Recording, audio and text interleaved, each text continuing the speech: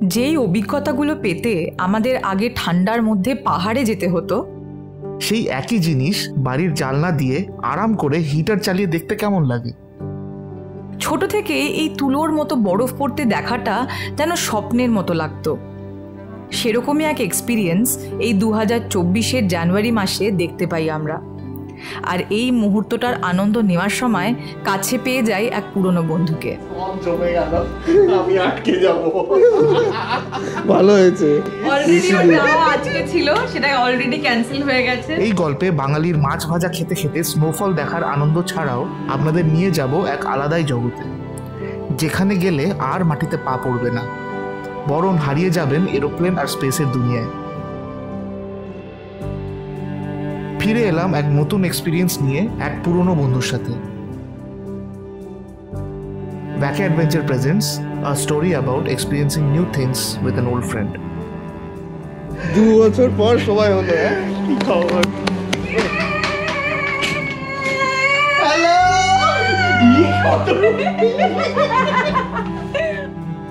গল্পটা শুরু করি চলুন আমাদের বাড়ি রিচমন্ড থেকে। দিনটা ছিল শুক্রবার। বাইরে তখন জমিয়ে ঠান্ডা পড়েছে। টেম্পারেচার বলতে ওই ধরুন 1-2 ডিগ্রি সেলসিয়াস হবে। এই দিনকেই দুপুর 12টার সময় রিচমন্ড এয়ারপোর্টে আমাদের বন্ধুকে রিসিভ করতে যাওয়ার কথা। আজকে এমন একটা বন্ধুকে আনতে যাচ্ছি যাদের সাথে দেখা করার জন্য কোনো ওকেশন লাগে না। ইউএস আসার পর 2 বছর হলো, এখন অবধি ওর সাথে দেখা হয়ে উঠতে পারেনি আমাদের। তো আজকে সেই সুযোগ, চলুন।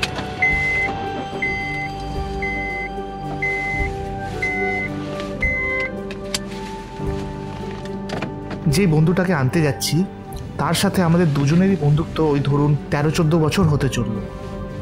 এবার আপনারাই ভাবুন, বাড়ি থেকে এতটা দূরে বিদেশে একটা চেনা মুখ দেখতে পেলে কেমন লাগে।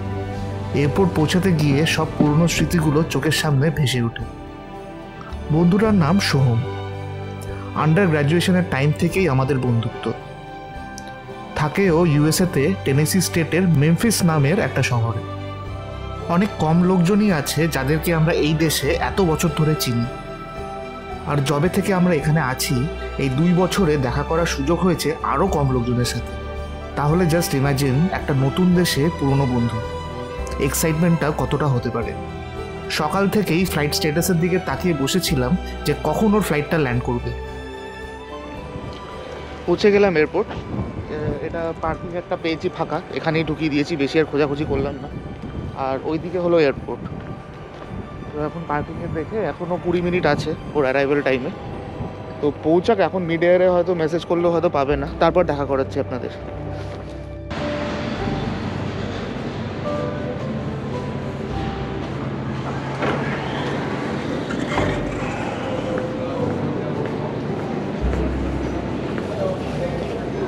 দেখি আর কিছুক্ষণ। এইখানটা সব রিচমন্ডে কী কী দেখার মতন আছে এগুলো পরপর পরপর লেখা। এদিকেও আছে, আবার এদিকেও আছে। আর এইখানটা দিয়েও নামবে, বেশি এটা দিয়ে।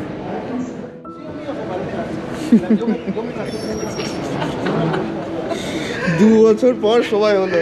কি খবর? বাহ, কতদিন পর! সত্যি না, অনেক দিন হয়ে গেছে। চলো চলো, এই মালটা আমরা 2 বছর ধরে এখানে আছি, এতদিন পর ওর সময় হলো আসতে। ফাইনালি আসতে তো পেরেছি। হ্যাঁ, তাও সুস্মিতা ওর ছুটি নিতে পারলো না আজকের দিনটা। এটাও মনে রাখবে সারা জীবন যে আজকের দিন মানে আজকের দিনটাতে ওর ছুটি নিয়ে ওকে রিসিভ করার কথা। এটা এই কথা আমি সারা জীবন ওকে শোনাবো। সোহমকে রিসিভ করে তারপর বেরিয়ে যাই বাড়ির দিকে। Insert ticket, insert this end up.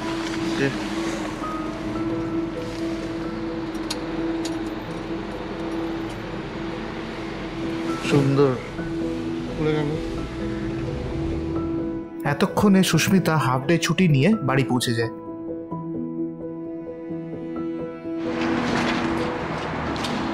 চলো,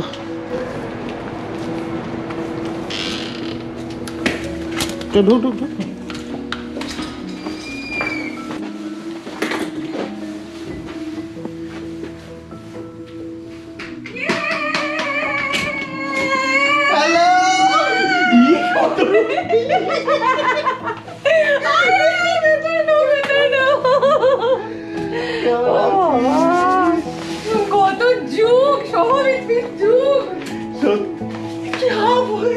ফুড গুড জব। বেচারা ভোরবেলার ফ্লাইট ধরে এসেছিল, ফ্লাইটেও কিছু খেতে দেয়নি, তাই গল্প করতে করতে খাবার টেবিলটা গুছিয়ে নিই, আর খেতে খেতে শুরু হয় অনেক জমে থাকা গল্প।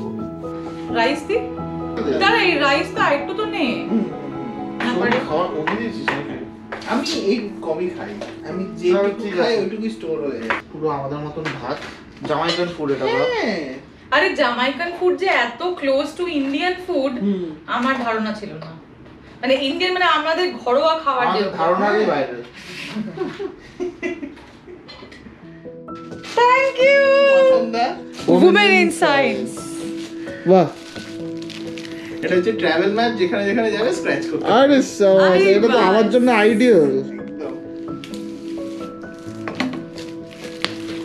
আরে বাহ, ও ওয়াও, হোয়াট ইজ দিস? ওখানে স্ক্র্যাচ করার জন্য বোধহয় জিনিসপত্র রয়েছে।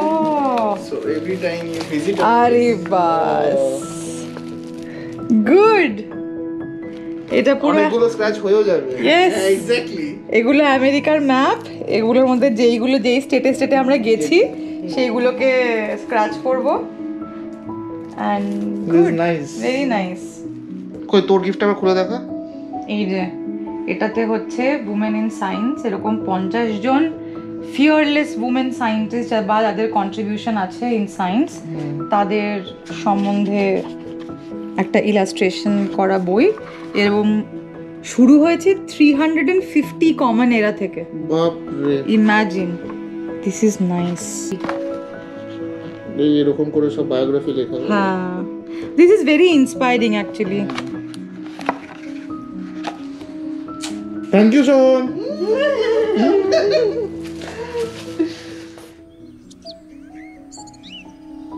আজকে আমরা ওয়াশিংটনের দিকে যাব। ওইখানে একটা এয়ার স্পেস মিউজিয়াম রয়েছে, ওটা দেখবার মতন। অ্যাকচুয়ালি বলছি ওয়াশিংটন, কিন্তু জায়গাটা ভার্জিনিয়াতেই পড়ে, মানে একদম বর্ডার। তো ওইখানে যাওয়ার সময়তে আমরা ওয়াফেল হাউসে ব্রেকফাস্ট করব, করে তারপরে আমরা মিউজিয়াম যাব। কোথায় যাব সেটা বললি, কিন্তু কেন যাব সেটা তো বল। সেখানে মেইনলি সমস্ত আমেরিকান খাবার দাবার পাওয়া যায়। তো ওয়াফেল হাউসে এরকম অনেক প্ল্যাটার থাকে, কারণটা আমাদের কেভেন্টার্সে যেরকম খেতে দেয় ওরকম টাইপের আর কি। তো ঠিক আছে, যখন যাবো তখন তো দেখাবো, আগে থেকে বলে দিলে তো মুশকিল।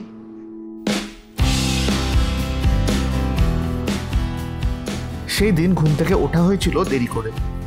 বুঝতেই পারছেন, রাতে আড্ডা মারতে গিয়ে আজকের দিনটা অলমোস্ট কেচিয়ে ফেলছিলাম। যাই হোক, ডিসাইড করলাম ব্রেকফাস্ট আর লাঞ্চ মিলিয়ে ব্রাঞ্চ করে নেব। তাড়াহুড়ো করে বেরিয়ে গেলাম ব্রেকফাস্ট করতে।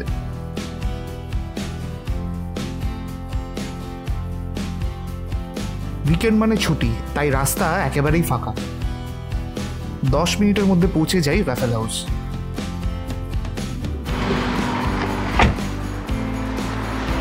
এইখানে খাবো ওয়াফেল হাউস। কাল থেকে শুরু করেছে ওয়াফেল হাউস, ওয়াফেল হাউস। দেখি খাবারটা কেমন। গিয়ে কিছুক্ষণ দাঁড়াতেই সিট পেয়ে গেলাম আর হাতে পেয়ে গেলাম মেনু কার্ড।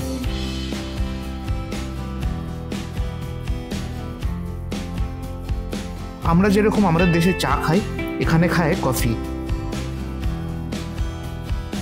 ওয়াফেল বলতে ওই প্যানকেককে একটু কড়া করে টোস্ট করে একটা শেপ দিয়ে দেওয়া।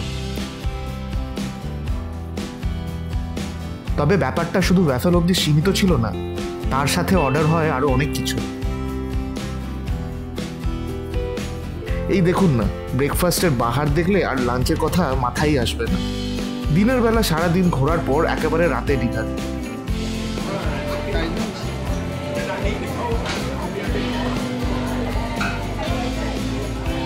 ভালো সল্টেড।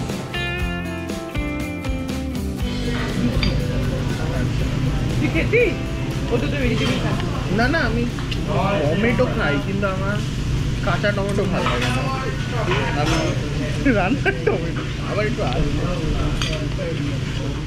পেট ভর্তি যাত্রা শুরু।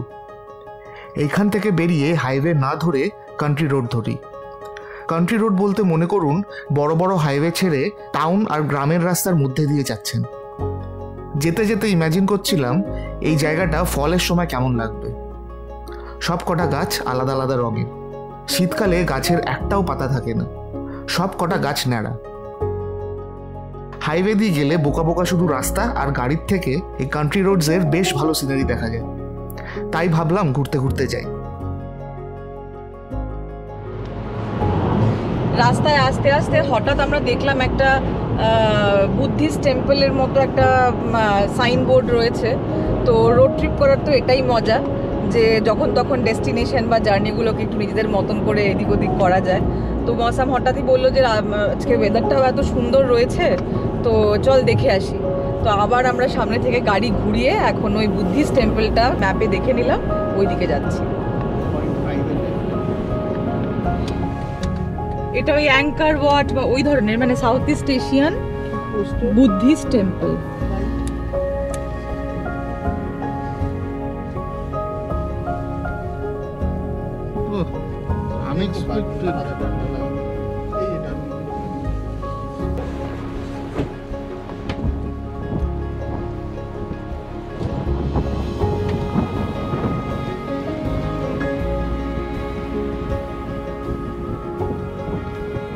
আমরা বেশ ডাউটেই ছিলাম যে আদেও টেম্পলটা খোলা আছে কিনা। এই পুরো জায়গাটাতে খালি আমরা তিনজন।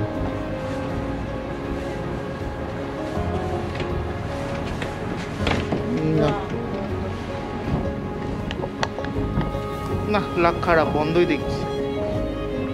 কেউ আছে ভেতরে? ঠিক আছে, বাইরে থেকে দেখলাম একটা বুদ্ধ মন্দির। এই বিদেশের রাস্তায় যেতে যেতে একটা বুদ্ধ টেম্পল খুঁজে পাওয়াটা আমাদের কাছে ট্রেজার হান্ট থেকে কিছু কম ছিল না। তাও আবার এরকম ফাঁকা, অ্যাসিফ যেন পুরনো বসতি খুঁজে পাওয়ার মতো। টেম্পলের ভেতরে ঢুকতে পেলে ভালো হতো, কিন্তু বাইরে থেকেও বেশ লাগলো। বুদ্ধ টেম্পলকে পেছনে ফেলে এগিয়ে গেলাম এয়ার অ্যান্ড স্পেস মিউজিয়ামের দিকে।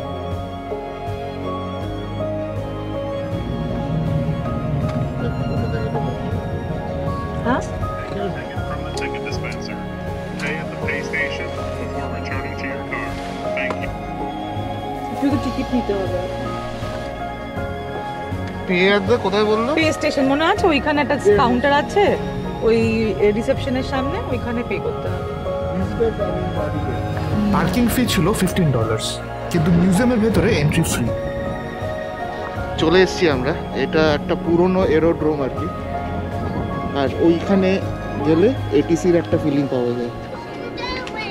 এত ঠান্ডা যে পার্কিং থেকে মিউজিয়ামের দরজা অবধি পৌঁছাতে গিয়েই কেঁপে গেলাম আমরা। Thank you.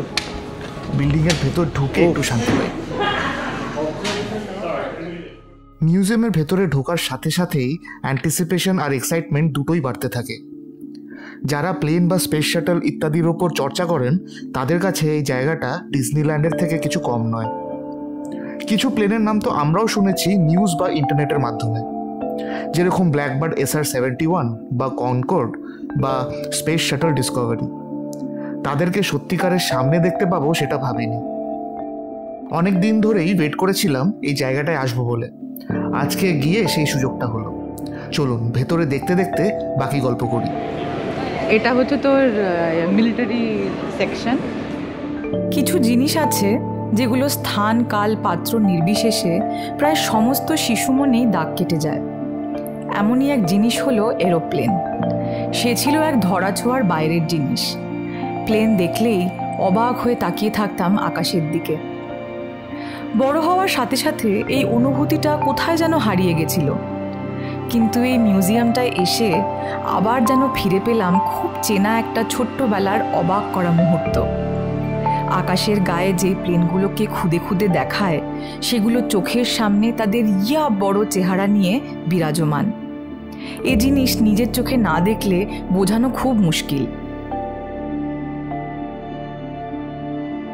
কয়েক ঘন্টা জুড়ে পুরো মিউজিয়ামটা ঘুরেছি আর হাঁ করে দেখেছি বিভিন্ন ধরনের প্লেন আর স্পেসক্রাফট। তবে সবচেয়ে নতুন অভিজ্ঞতা ছিল যুদ্ধের এয়ারক্রাফট এবং মিসাইলসগুলো দেখতে। দ্বিতীয় বিশ্বযুদ্ধের সময় থেকে শুরু করে ভিয়েতনাম ইরাকের যুদ্ধে ব্যবহার করা সব এয়ারক্রাফট চোখের সামনে রাখা। পৃথিবীর ইতিহাসের কত গুরুত্বপূর্ণ সব অধ্যায়ের প্রত্যক্ষদর্শী এরা সবাই। মিউজিয়ামটায় ঢুকতেই যে জিনিসটা আমাদের সাদরে আমন্ত্রণ জানায় সেটা হলো ইউএস এয়ারফোর্সের এই বিশাল SR-71 Blackbird, the fastest jet plane in the world. এর স্পিড হলো ৩,৫০০ কিলোমিটার/আওয়ার, যেটা সাধারণ কমার্শিয়াল প্লেনের থেকে ৪ গুণ বেশি। এই প্লেনগুলো লং রেঞ্জ এবং হাই অল্টিটিউডে যেতে পারে, আর এদেরকে বলা হয় রিকনেসেন্স এয়ারক্রাফট। এদেরকে যুদ্ধক্ষেত্রে শত্রুদের গতিবিধি মনিটর করার জন্য মূলত ব্যবহার করা হয়। দূর থেকে স্পেসক্রাফট দেখতে পেয়ে আর থাকতে পারলাম না, ছুটে চলে গেলাম স্পেস হ্যাঙ্গারে। এটা হলো ডিসকভারি স্পেস শাটল। এটাকে বলে অরবাইটার, মানে এটা পৃথিবীর অরবিটে ঘুরতে থাকে এবং স্পেস সংক্রান্ত বিভিন্ন তথ্য কালেক্ট করে। এটা আজ থেকে 40 বছর আগে লঞ্চ করা হয় এবং 27 বছর ধরে প্রায় 40 বার একে স্পেসে পাঠানো হয়। অ্যাট প্রেজেন্ট স্পেসের সবচেয়ে উন্নত মানের টেলিস্কোপ, দ্য হাবল টেলিস্কোপ, সেটাকে লঞ্চ করতেও এই শাটলটা ব্যবহার করা হয়েছিল। এছাড়াও দেখতে পেলাম মার্সের মাটি ছুঁয়ে আসা এই রোভারটা।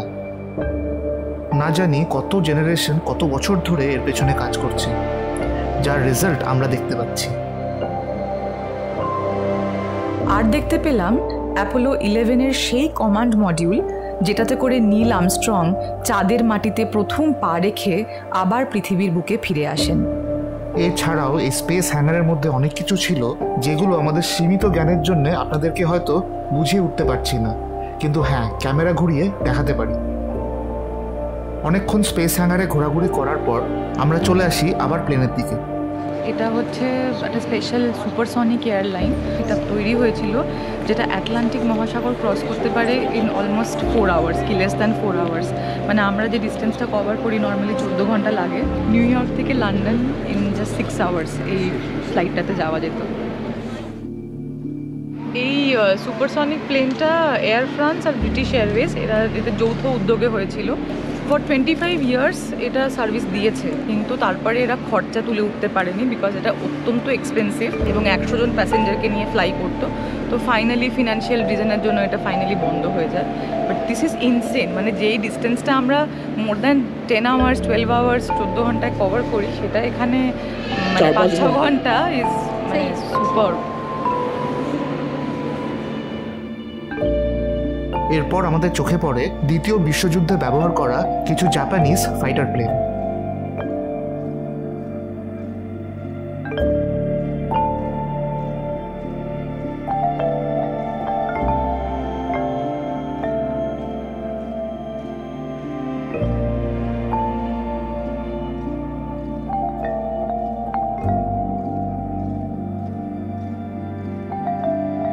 এছাড়াও আমরা দেখতে পাই কিছু আমাদের চেনা জেট প্লেন।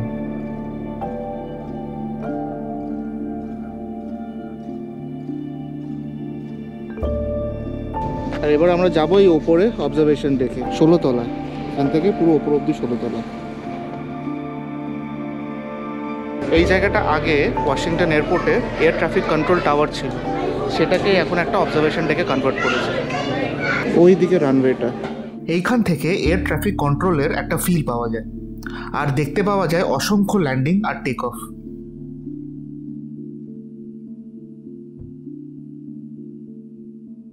এতক্ষণ ধরে আকাশে ডানা মেলে নেমে এলাম মাটিতে। কালকে আমাদের বন্ধু সোহমের বেরিয়ে যাওয়ার কথা, কিন্তু কালকের দিনটায় যে চোখ খুলে এমন একটা দৃশ্য দেখব ভাবিনি।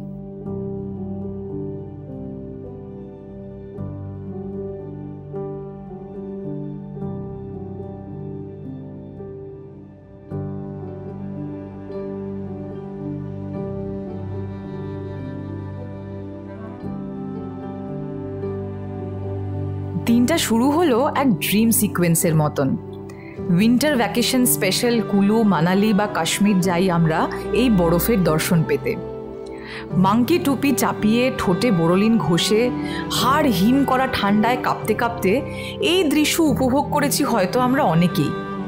তবে আজকের ফিলিংটা ছিল অভিনব। ঘরের ভেতরের উষ্ণতায় বসে জালনার বাইরে এই দৃশ্য দেখা, সে এক দারুণ অভিজ্ঞতা। কি মজা পেয়েছে বরফে।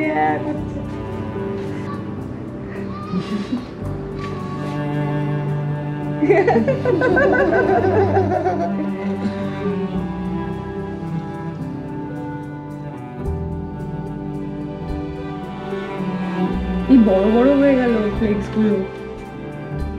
বাহ, এটা কিন্তু ঘর থেকেই ভালো লাগছে, ঠিক আছে? বাইরে গিয়ে যদি দেখা হয়, এটা ঠান্ডা যা লাগবে না, জমে গেল, আমি আটকে যাব। ভালো হয়েছে, খুব ভালো হয়েছে। অলরেডি ওটা আজকে ছিল, সেটা অলরেডি ক্যান্সেল হয়ে গেছে, ওদের ফ্লাইট ক্যান্সেল করে দিয়েছে, রিশিডিউল করেছে ও পরশু দিনে। আমরা বলছি যদি এখন আরো বরফ পড়ে তাহলে ও আবার রিশিডিউল করবে, তারপরে এখানেই সেটেল হয়ে যায়। এরকম একটা আনএক্সপেক্টেড ওয়েদারে আটকে গিয়ে অফিসের কথা ভেবে সোহম একটু চিন্তায় পড়ে যায়। কিন্তু সেই চিন্তা তো বড় হওয়ার সাথে ফ্রিতে পেয়েছি আমরা। একবার ছোটবেলার কথা মনে করে দেখুন তো, বৃষ্টিতে জল জমে স্কুল ছুটি তো প্রত্যেক সিজনেরই গল্প ছিল। তখন কি পড়াশোনার কথা চিন্তা করতাম, নাকি ওই একদিন ছুটি পেয়ে মনে হতো যেন আমরা সবচেয়ে সুখী? আর এইখানে উইন্টার ভ্যাকেশন যেন নিজেই বাড়ির সামনে এসে পড়েছে, শুধু ছুটির জায়গা নিয়েছে ওয়ার্ক ফ্রম হোম। ছাড়ুন তো অফিসের কথা, বাড়ির জানলা দিয়ে বরফ পড়ছে দেখে মন তো ভরল, এবার পেটের কি হবে শুনি? বাঙালিরা যেমন ঘুরতে ভালোবাসে সেরকম খেতেও। বেঙ্গলের ট্যুরস অ্যান্ড ট্রাভেলস কোম্পানিগুলোর কিন্তু এটাই বিশেষত্ব। কাশ্মীরের ডাল লেক দেখতে দেখতেও ফুলকপির পকোড়া খাওয়া যায়। তো আমরাও সেই সুখ থেকে নিজেদের বঞ্চিত করিনি। বরফ দেখতে দেখতে গরম গরম মাছ ভাজা খাওয়া, আহা, অল্পেতে স্বাদ মেটে না, এ স্বাদের ভাগ হবে না। দুদিন ধরে এক পুরনো বন্ধুর সাথে অনেক ভালো সময় কাটালাম, কিছু নতুন অভিজ্ঞতাও হলো, তাই আপনাদেরকে গল্পের ছন্দে দেখালাম। গল্প ভালো লাগলে পারলে একটা লাইক আর শেয়ার করে দেবেন। দেখা হবে খুব শিগগিরই পরের ভিডিওতে। Till then stay happy, stay safe, good by.